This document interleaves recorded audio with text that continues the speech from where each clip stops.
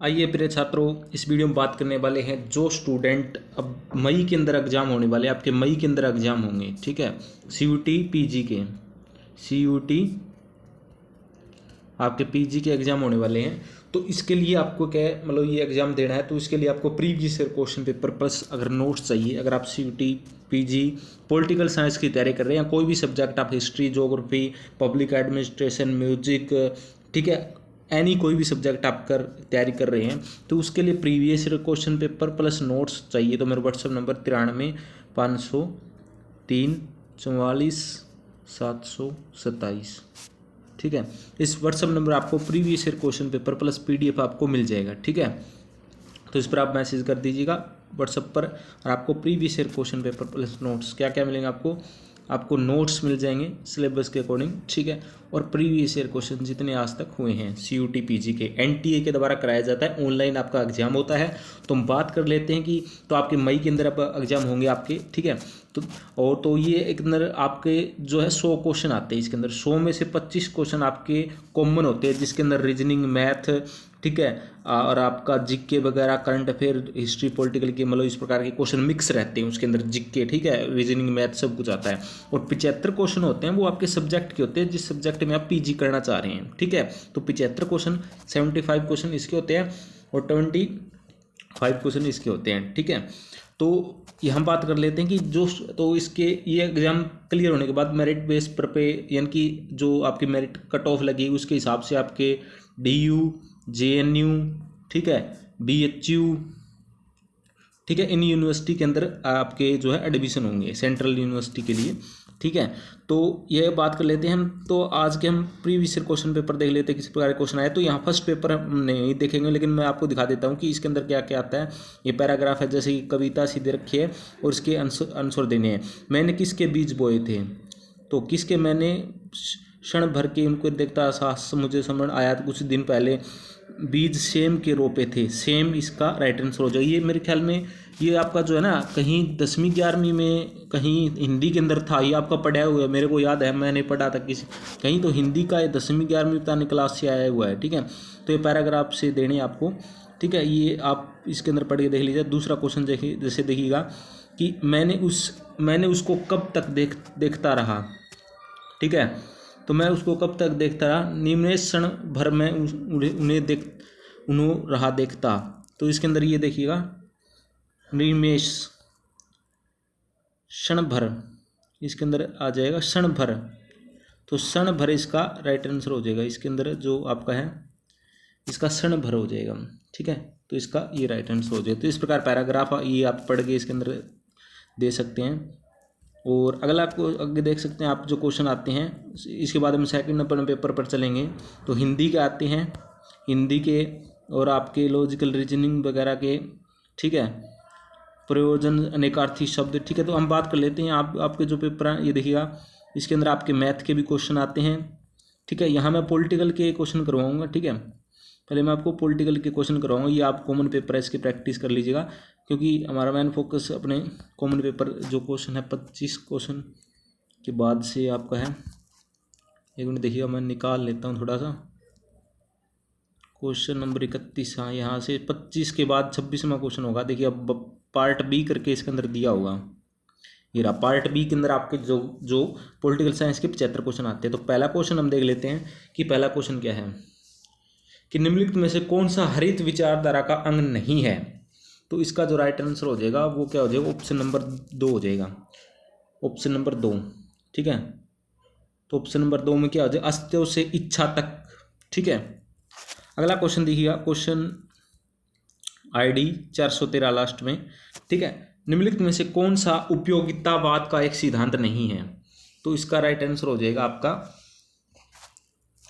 क्या हो जाएगा, ऑप्शन नंबर 3, राज्य एक नैसर्गिक आवश्यकता है, ठीक है। अगला क्वेश्चन देखिएगा, अगले क्वेश्चन पर बात कर लेते हैं, प्रत्यक्ष लोकतंत्र का उदाहरण कौन सा है। तो प्रत्यक्ष लोकतंत्र का उदाहरण कौन सा है, इसका राइट आंसर हो जाएगा आपका ऑप्शन नंबर 3, एथेंस प्रकार, एथेंस टाइप, ठीक है। अगला हम बात कर लेते हैं, अगला क्वेश्चन हम देख लेते हैं। थोड़ी बैकग्राउंड आवाज़ आ रही, इसके लिए माफ़ी चाहूँगा, ठीक है। गिल्ड समाजवादी सिद्धांत किसकी पैरोकारी पैरोकारी करता है। तो इसका जो राइट आंसर हो जाएगा आपका वो क्या हो जाएगा, ऑप्शन नंबर 1 हो जाएगा, औद्योगिक लोकतंत्र। ठीक है, अगला क्वेश्चन देखिएगा, अगला क्वेश्चन में बात कर लेते हैं। महात्मा गांधी ने दक्षिण अफ्रीका में निम्नलिखित में से किस पत्रिका का प्रारंभ किया था? तो इसका जो राइट आंसर हो जाएगा ऑप्शन नंबर क्या हो जाएगा, 3 हो जाएगा, इंडियन ओपिनियन। ये तो बेसिक क्वेश्चन आप हर बार पढ़ते हैं जीके में जैसे कि। ठीक है, तो डॉक्टर BR अम्बेडकर ने निम्नलिखित में से किन दो की भारत में समाज सुधार के समालोचकों के रूप में पहचान की थी? तो इसका जो आपका राइट आंसर हो जाएगा ऑप्शन नंबर 3 हो जाएगा। ठीक है, कि इसके अंदर राजनीतिक सुधारक और समाजवादी। अगला क्वेश्चन देखिए, अगला क्वेश्चन हम देख लेते हैं। निम्नलिखित में से किस राजनीतिक पार्टी का क्षेत्रीय संजयता अभिलक्षण नहीं है?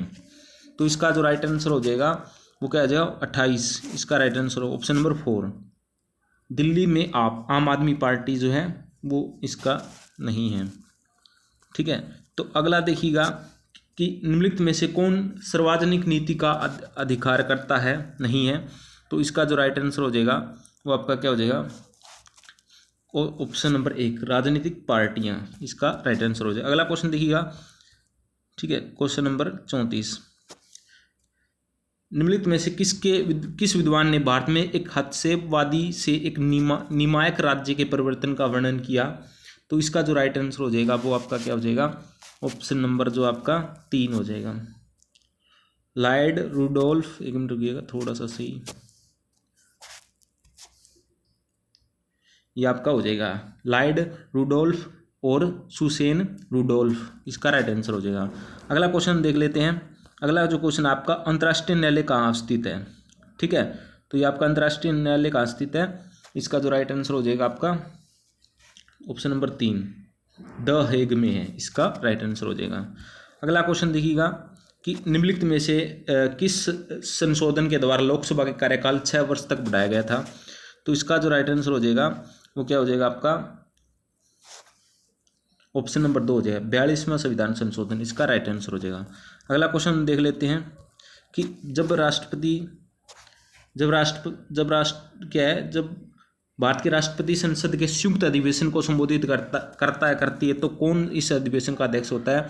तो इसका जो राइट आंसर हो जाएगा वो ऑप्शन नंबर जो हो जाएगा वो ऑप्शन नंबर 1 हो जाएगा, लोकसभा के अध्यक्ष। ठीक है, तो इस प्रकार से थोड़ा वीडियो लंबा हो जाएगा, क्वेश्चन हम करेंगे तो आप ये PDF ले सकते हैं। तो मैंने आपको व्हाट्सएप नंबर बता दिया 93 503 44 727, इस पर आपको ये PDF कंप्लीट नोट्स आपको जो है वो मिल जाएंगे। ठीक है, मैं आपको नोट्स दिखा देता हूँ किस प्रकार के नोट्स हैं मेरे पास। तो देखिए मेरे पास ये नोट्स हैं, इंग्लिश मीडियम में है, देख सकते हैं आप। ठीक है, शॉर्ट आंसर क्वेश्चन है, मतलब इसके अंदर से आप क्या है कि जो क्वेश्चन करेंगे, ठीक है, तो इसके अंदर आपको MCQ भी मिलेंगे, खालिस्तान वगैरह क्वेश्चंस भी है, ये आप देख सकते हैं। इस प्रकार के इंग्लिश में नोट्स आपको जो है मिल जाएंगे, बेस्ट नोट्स क्वेश्चंस के साथ। ठीक है, देख सकते हैं पूरे जो, ठीक है, शॉर्ट नोट्स है, एनवायरमेंट अवेयरनेस, सब कुछ इसके अंदर है, आपको मिलेगा। ठीक है, तो ये इस प्रकार के नोट्स हैं मेरे पास। मैं आपको और भी दिखा देता हूँ, ये इसके अंदर क्वेश्चंस हैं। अगर BA के लिए आपको चाहिए, BA MA के लिए, तो उसके लिए भी ये बहुत अच्छे क्वेश्चन है, क्वेश्चन आंसर के साथ। ठीक है, और भी नोट्स दिखा देता हूँ आपको। ये देखिए कि आपको ये हिंदी मीडियम में भी नोट्स आपको मिल जाएंगे, जैसे कि अमेरिका, स्विट्जरलैंड, कनाडा, ऑस्ट्रेलिया, संघवाद प्रणाली विशेषताएं। तो ये आपके हिंदी में बेस्ट नोट्स जो हैं वो आपको मिल जाएंगे। आपको MA के लिए चाहिए या आपको UGC नेट के लिए चाहिए, CUT PG के लिए चाहिए, किसी पर्पज़ के लिए चाहिए, UPSC के लिए चाहिए, तो हर एक एग्ज़ाम के लिए जो हमारे पास नोट्स है वो हिंदी इंग्लिश मीडियम में प्रीवियस ईयर क्वेश्चन पेपर आपको मिल जाएंगे। ठीक है, तो कंप्लीट है एग्जाम के लिए आपको यहाँ स्टडी मटेरियल PDF वगैरह जो है वो मिल जाएगा। ठीक है, और चैनल को कर दीजिए सब्सक्राइब ताकि आने वाली वीडियो आपको टाइम टेबल मिल रही। इस वीडियो में इतना ही।